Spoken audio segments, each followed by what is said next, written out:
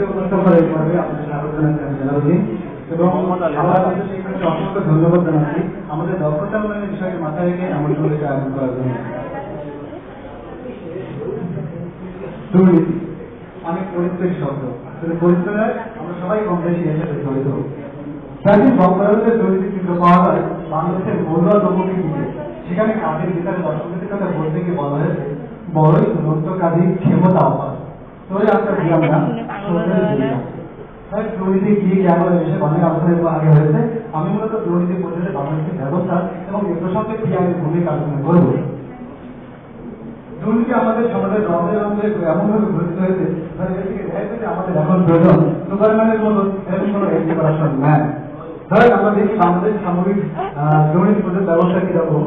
বাংলাদেশে 1990 সালের পর থেকে সরকারগুলো দুর্নীতি প্রতিরোধে যে ধরনের ব্যবস্থা গ্রহণ করেছে তার মধ্যে অধিকাংশ ছিল সমস্যাগ্রস্ত, যার কারণে এগুলো সফল বাস্তবায়ন সম্ভব হয়েছে। সামরিক দুর্নীতি প্রতিরোধের এর প্রথম ভাগে দেখতে পারি কনভেনশন এবং ন্যাশনাল লেজিসলেশন, দ্বিতীয় ভাগে আছে anti corruption commission, office of the comptroller and auditor general, anti money laundering department এবং নির্বাচন কমিশন। আর এগুলোর বাইরে রয়েছে গণমাধ্যম, সুশীল সমাজ এবং আন্তর্জাতিক সম্প্রদায়। আর সুশীল সমাজের মধ্যে যে সংগঠনগুলো কাজ করে তাদের মধ্যে সবচেয়ে বড় সংগঠন টিআইবি। আর টিআইবি আপনার আমার মুখ্য বিষয় বাংলাদেশ দুর্নীতির বিরুদ্ধে বিশ্ব আন্দোলনের পরিপ্রেক্ষিতে টিআইবি বাংলাদেশ ভিত্তিক একটি সংগঠন ট্রান্সপারেন্সি ইন্টারন্যাশনালের বাংলাদেশ চ্যাপ্টার হিসেবে স্বীকৃত এবং সেই আন্তর্জাতিক পরিমণ্ডলে টিআই এর মতো চ্যাপ্টার হিসেবে এগুলি কাজ করে যাচ্ছে।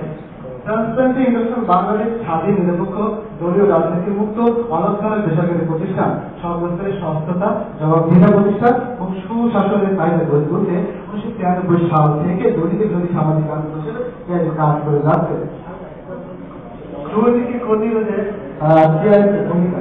দুর্নীতি প্রতিরোধে টিআইবি যে ধরনের কাজ করে তার মধ্যে সবচেয়ে গুরুত্বপূর্ণ কাজ হল গবেষণা। টিআইবি তার লক্ষ্য এবং উদ্দেশ্যের সাথে সংগতি রেখে গবেষণা কার্যক্রম পরিচালনা করে। টিআইবি মোট সাধারণত 9 ধরনের গবেষণা কার্যক্রম পরিচালনা করে। এছাড়া টিআইবি রয়েছে কমিটি অফ কনসার্ন সিটিজেন বা CCC. Committee of concern citizen মূলত স্থানীয় পর্যায়ে বিভিন্ন সেবা প্রদানকারী সংস্থার দুর্নীতির উপরে ওয়ার্কার হিসেবে কাজ করে। সারা বাংলাদেশে মোট 45টি সিসিসি রয়েছে। এছাড়া রয়েছে ইয়ুথ এনগেজমেন্ট সাপোর্ট প্রোগ্রাম, মূলত যুব সম্প্রদায় তথা কলেজ ও বিশ্ববিদ্যালয়ের শিক্ষার্থীদের ইয়েগুলো প্রতিষ্ঠিত। এরাও সিসিসির মতো দুর্নীতিবিরোধী আন্দোলনে জনগণকে যুবকদেরকে সম্পৃক্ত কাজ করে। সারা বাংলাদেশে প্রায় 5500 সদস্য রয়েছে। টিআইবি সব আকর্ষণীয় প্রোগ্রাম ফেরত পাবে। এই প্রোগ্রামের মাধ্যমে তারা জনপ্রতিনিধিদেরকে জনগণের সম্মুখে এনে তাদের কাজের স্বচ্ছতা এবং তাদেরকে জবাবদিহি করার চেষ্টা করে থাকে। উন্নয়ন দেশগুলোতে মানুষ সবচেয়ে বেশি দুর্নীতি প্রভাবিত হয় কারণ তাদের কাছে তথ্য না থাকা। আর এই দিকটা খেয়াল রেখে TIB advice and information desk program চালু করেছে, যার মূল উদ্দেশ্য হল জনগণকে তথ্য সরবরাহের মাধ্যমে তাদের অধিকার সম্পর্কে সচেতন করা। Campaign, people theatre, citizen report card, right information campaign এবং ডিবেট অ্যান্ড কার্টুন কম্পিটিশন। এখন আমরা টিআইবি থেকে রিপোর্ট দেখব। প্রথমে আসি করাপশন পারসেপশন ইন্ডেক্স বা দুর্নীতির ধারণা সূত্র। দুর্নীতির ধারণা সূত্র 2014 দেখতে পারি 0 থেকে 100 স্কেলে বাংলাদেশ এবছর পেয়েছে গত বছর 25 স্কোর। আর যেখানে 177টি দেশের মধ্যে বাংলাদেশ অগ্রগতি রয়েছে 145তম মধ্যে, যার গত বছর ছিল 136তম। বাংলাদেশ 9 স্কোর এখানে করেছে।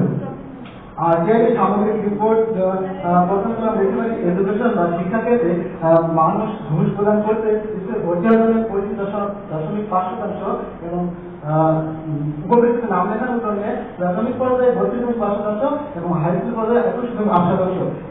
এই অবস্থা থেকে আমরা দেখি হেলথ সার্ভিসে, তাহলে দেখি আউটডোর ট্রিটমেন্টের জন্য মানুষ 29.3% মানুষ ঘুষ প্রদান করছে। যে অবস্থা আরো করুন অপারেশন দেখতে বা অন্যান্য কাজের ক্ষেত্রে। আর এই রিপোর্ট থেকে আমাদের দেখতে হয় ল এনফোর্সমেন্টের ক্ষেত্রে তাদের অবস্থা খুবই করুন। সেগুলো পঞ্চায়েতের জন্য মানুষ 80% মানুষ ঘুষ প্রদান করছে। আর পুলিশ কেসের জন্য 79.2% মানুষ ঘুষ প্রদান করছে। আর এই ঘুষ করে ধার দেওয়া এর জন্য মানুষের যে আয় লস হচ্ছে, মানে আয়ের ক্ষতি হচ্ছে, সব তার খরচ বেশি পড়ছে গরিব মানুষের উপর।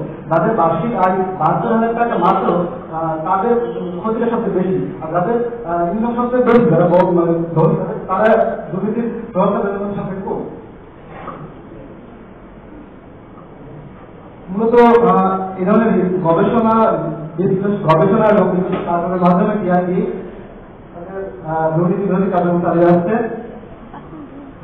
আমিও টিআরপির সাথে তাল মিলিয়ে বলতে চাই, আমরা সেখান থেকে দুর্নীতি বিরোধী কার্যক্রম শুরু করতে পারি। কারণ আমাদের ছোট ছোট চেষ্টা চোখে দেবে দুর্নীতি বাঁচানোর চেষ্টা।